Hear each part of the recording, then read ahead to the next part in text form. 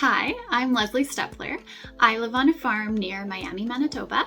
It's a little bit different than most farms. In 2016, my husband Ryan decided to start a cricket farm. I will admit that I was not completely on board with this idea in the beginning, but I was studying nutrition at the time, and so I realized that crickets are basically a superfood. They're high in protein, zinc, calcium, fiber, healthy fats. They taste good, and it was a fun, unique way to diversify our already existing grain farm. And that is when Prairie Cricket Farms was born. So the crickets live in a temperature-controlled barn. That's because they're tropical crickets, so they like it very hot and humid.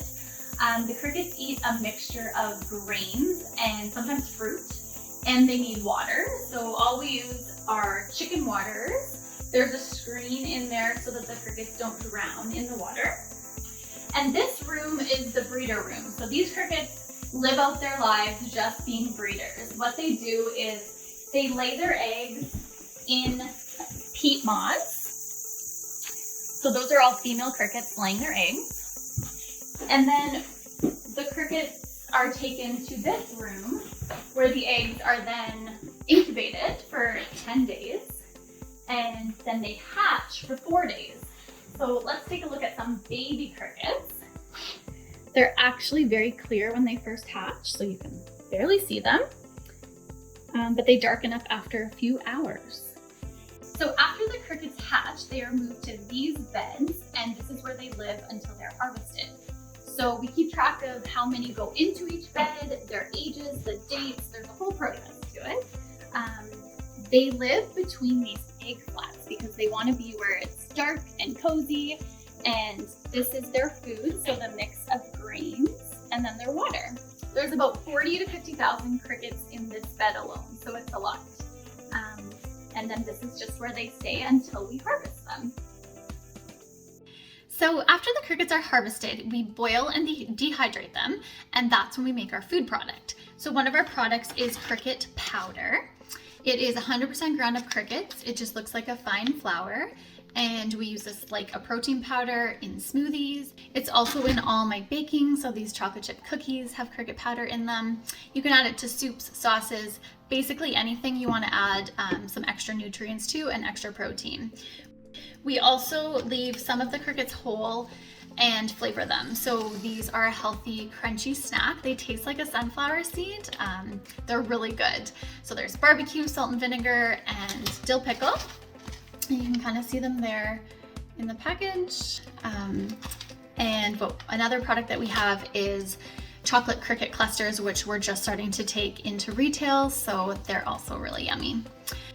Something else that we do with the crickets, besides making them into food product for us, is selling them for pet food. So we take crickets to reptile stores and different types of pets eat the crickets. We also take them to the zoo, and there's lots of animals that eat them at the zoo.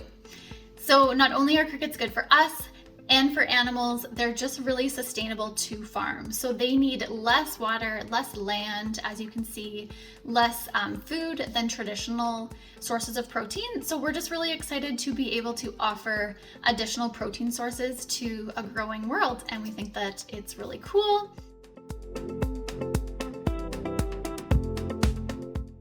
So agriculture has always been important to me, even if I didn't realize it as a kid. I grew up on a cattle farm where the farm and my parents taught me about work ethic, commitment, accountability, and I always knew I'd end up back on the farm.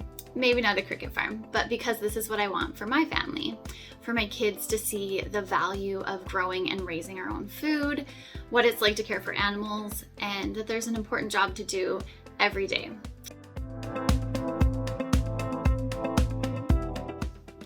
So I have some amazing women in my life who inspire me every day, but the most important is my mom. She is the strongest, hardest working person I know with the biggest heart.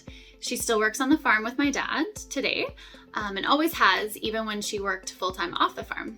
My kids and I are just really lucky to be learning from her and have her in our lives. If you're a woman looking to start or expand your agriculture or food-based business in Manitoba, I recommend growing a network and just being around like-minded people that are there for support and using the resources around you. So there are business consultants that work with you from Manitoba Agriculture. Food and Beverage Manitoba has been an amazing and helpful resource and network for us. And so just use the tools that are around you and surround yourself with people that are on the same path or have similar goals, so you can just be there for each other and keep that positive energy up.